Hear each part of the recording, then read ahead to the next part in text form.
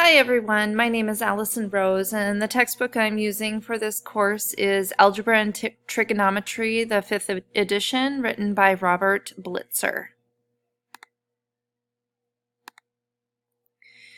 I'm just going to read the chapter or the unit titles.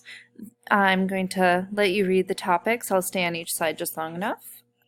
The first unit that has to do with polynomials is the prerequisite unit called Fundamental Concepts of Algebra 1.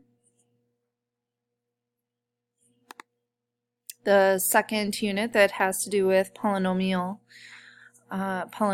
is Equations and Inequalities.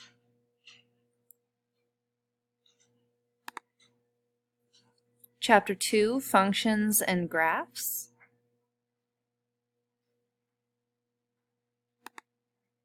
Chapter 3, Polynomial and Relational Functions. Chapter 8, Systems of Equations and Inequalities.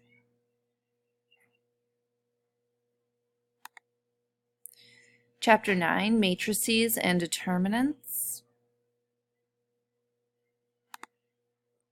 And Chapter 11, Sequences, Induction, and Probability.